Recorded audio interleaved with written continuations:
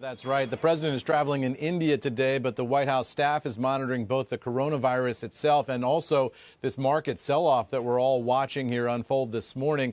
Reaction from a White House official on both fronts saying that the president is receiving regular updates on the coronavirus. Even as he's traveling around the world, he's being told exactly what's going on from the U.S. perspective. There is some optimism from this White House official that I just spoke with that the U.S. has been successful, at least so far, in tamping down any potential exposure of the virus here from those cases that we have seen inside the United States. And as for this stock market sell-off, this White House official saying to me, our initial reaction is that the Dow is still above 28,000 and nobody thought it would even get that high. The official saying, we understand that the market is reacting to the news of the day as it should, but the actual economy itself is very strong. So this official suggesting that this is just a momentary wobble as far as the White House is concerned, although they are paying very close attention, guys. Back over to you.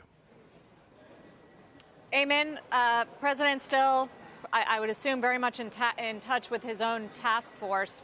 Are we getting regular updates from them?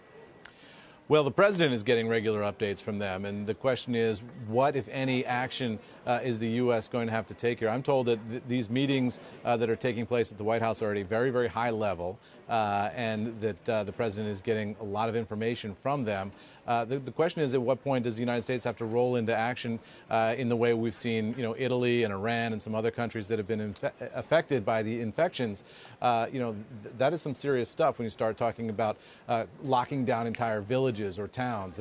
We have not seen anything on that scale in the United States. The question is, will we have to? And that's what they're monitoring over at the White House. Eamon Hogan Gidley was on Fox this morning, says the U.S. needs funding from Congress to protect Americans, declined to give an amount of what they might request. We've seen some numbers. Washington Post has a piece out. How much of that is going to be a story today or this week?